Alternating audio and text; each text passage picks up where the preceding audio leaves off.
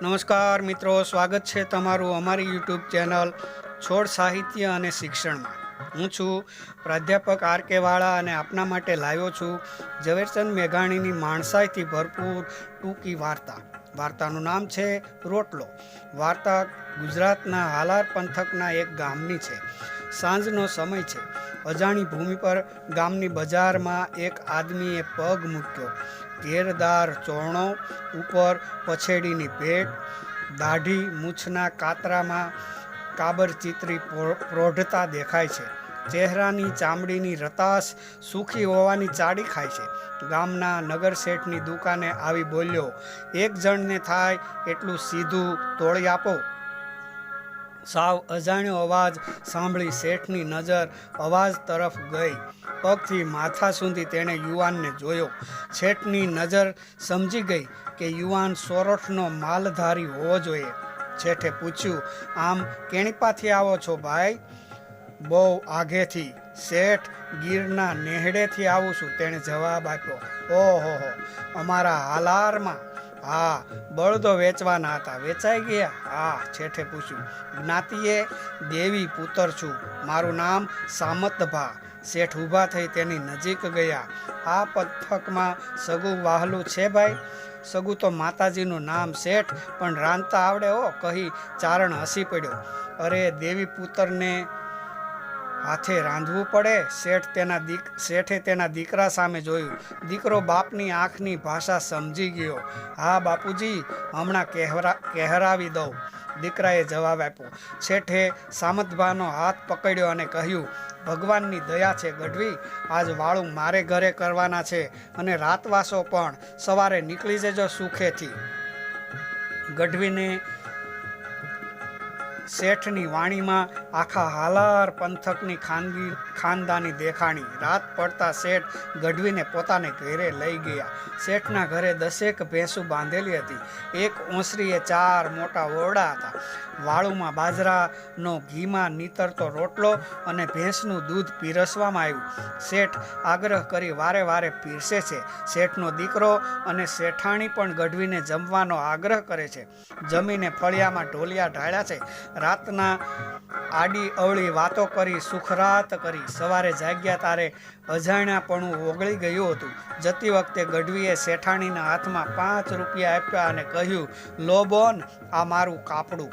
થોડી આનાકાની પછી શેઠાણીએ રૂપિયા લીધા અને પાછું આવવાનું વચન લીધું. એ જમાનામાં 5 રૂપિયાની રકમ નાની ન હતી. ગઢવીએ કહ્યું, બોન, તમારા ઘરે ભાણા ભાણીના લગ્નમાં જરૂર આવીશ. જય માતાજી કરી ગઢવી પંથે પડ્યા. સમય જાય છે. આ વાતને 15 વર્ષના વાણા વીતી ગયા. શેઠના દીકરાની જાન ગીરના જંગલમાં જાય છે. જાનમાં 20 જેટલા ગાડા જોડવામાં આવ્યા છે. જાનૈયાઓ ઘરેણાથી ભરેલા છે. ગીતો ગવાય છે. જાન જંગલ અને જાડી ઝાંખરામાંથી પસાર થાય છે. એકાએક બધું થંભી જાય છે. ધરતીના પેટાળમાંથી ફૂટ્યા હોય એવા 20 લૂંટારા ભેખડ પર ઘસી આવ્યા અને ગાડાઓને ઘેરી વળ્યા. ઊભા રાખો ગાડા, એવી ત્રાડ પાડી. બધા થથરી ગયા. કોઈ કાંઈ સમજે તે પહેલાં આગળના ગાડે બેઠેલા શેઠના લમણે બંદૂકનું નાળચું રાખ્યું. ક્યાંની છે જાન? એલા હાલાર પંથકના સરપદળ ગામની છે બાપુ, લૂંટારુમાંથી એક બોલ્યું. એલા એ વળાવ્યા, હથિયાર મૂકી દો, નીકર શેઠ અને વરરાજાના માથા ગોળીથી વિંધાઈ જશે. બધા જ થથરી ગયા. લૂંટારુએ પછેડી પાથરી તેમાં જાનૈયાના ઘરેણા અને પૈસા લીધા. શેઠ રાજ દરબારમાંથી મોંઘા ઘરેણા વરરાજા માટે લાવેલા તે પણ લૂંટાઈ ગયા. રાજ દરબારમાંથી લાવેલા ઘરાણાની કિંમત શેઠની બધી મિલકત વેચે તો પણ ભરપાઈ ન થાય એટલી હતી. બધાના મોઢા કાળા પડી ગયા. લૂંટારાઓ લૂંટનો માલ લઈ જંગલમાં ભાગી ગયા. લૂંટારા જતા હોય છે ત્યાં પાછળથી સાદ સંભળાય છે, અલ્યા કેણીપા. લૂંટારાઓએ પાછળ જોયું તો કરોડપાણા નેસનો મોભાદાર ગઢવી સામતભા હાથમાં લાકડી રમાડતો નજીક આવે છે. લૂંટારો સામતભાઈને ઓળખતા હતા. સામતભા અસુરા જંગલમાં જતા લોકોને રોટલો ખવડાવતા હતા અને લૂંટારાઓએ પણ ઘણી વખત સામતભાનો રોટલો ખાધો હતો. ઓળખતા હતા એટલે સામતભાથી કશું છુપાવવાની જરૂર ન લાગી. મોટો હાથ માર્યો ગઢવી વાણિયાની જાન હતી. વાણિયાની જાન ગઢવીને કપાળે કરચલી પડી. ક્યાં ગામની? હાલાર પથકના સરપદડ ગામની. સામતભા સમસમી ગયા. ઈ તો મારા ભાણાની જાન. રાખો રાખો સામતભા, નાતે વાણિયા અને સરપદડના ઈ તમારો ભાણો ક્યાંથી? એવો કયો નાતો? ગઢવીએ કહ્યું, રોટલાનો. ભાઈ રોટલાનો. ખરે ટાણે જે આ પેટની આગ ઠારે એની હારે સંબંધમાં નાત જાત ન આવે. અને ઈ શેઠાણી મારા ધર્મના બોન, મારે કાપડું કરવું પડે. લૂંટારું બોલ્યા, ગઢવી કોઈક ફોડ પાડો. અને ગઢવીએ 15 વર્ષ પહેલાની ઘટના કહી બતાવી. વાત સાંભળી લૂંટારાની કઠણ છાતીમાં પણ પરોપકારની સરવાણી ફૂટી.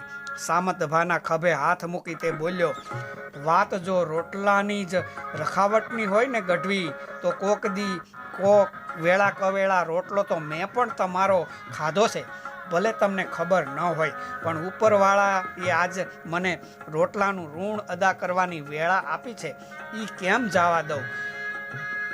લ્યો આ તમારા ભાણાની જાનના ઘરેણા, જાઓ સોંપી દો. ઘરેણાનું પોટલું ગઢવીના હાથમાં આપી લૂંટારા જંગલમાં ઓકળી ગયા. ઉતરેલે મોઢે નિરાશ જાન ધીરે ધીરે જાય છે. કોઈના ચહેરા પર ઉમંગ નથી. તેમાં પાછળથી સાદ સંભળાયો, શામજી શેઠ. લૂંટારાના અવાજથી ફફડી ગયેલા જાનૈયાના કાળજા ફરી થડકી ગયા. મૂંઝાશોમાં બાપ, લ્યો આ તમારા ઘરેણા, પહેરી લો, કહી સામતભા આગળ આવ્યા. તમે કોણ ભાઈ? કહી શેઠે ગાડામાંથી નીચે ઉતર્યા. મને ન ઓળખ્યો શેઠ? હું સામતભા ગઢવી. તમારે આંગણે રોટલો ખાધો. શેઠે ગઢવીને ઓળખ્યા અને બાથમાં લીધા. જાનૈયા આનંદમાં આવી ગયા. ઘરેણા પહેરવા લાગ્યા. ગઢવીએ બધી જ વાત કરી. પોતે પણ અજાણ્યાને રોટલો આપવાનું નિયમ લીધેલું અને તેનું વળતર આ ઘરેણા હતા. શેઠે કહ્યું, ગઢવી તમે મારો રોટલો લાખનો કરી દીધો. કહી શેઠે ગઢવીને ફરી બાથમાં લીધા. હવે તો મારે પણ ભાણાભાઈની જાનમાં આવવાનું છે હો બોન, પણ પેલા આ ગરીબને નેહડે લાપસી ખાઈને પછી જવાનું. અને શામજી શેઠના દીકરાની જાનના ગાડા ગઢવીના નેહડા બાજુ વળી ગયા. તો મિત્રો, આવી હતી ખાનદાની. ઉપકારનો બદલો ઉપકાર જ હતો. આવા ખાનદાની માણસોને લાખ લાખ વંદન સાથે અહીં વાર્તા પૂર્ણ થાય છે. વાર્તા ગમી હોય તો વાર્તાને લાઈક, શેર અને કોમેન્ટ કરજો. અને અમારી ચેનલ સાથે જોડાવા અમારી ચેનલને સબસ્ક્રાઈબ કરજો. આપણે ફરી મળીશું એક નવા વિડીયો સાથે. ત્યાં સુધી આપ સર્વ ખુશ રહો એવી ઈશ્વર પ્રાર્થના સાથે આપ સર્વનો આભાર. ધન્યવાદ.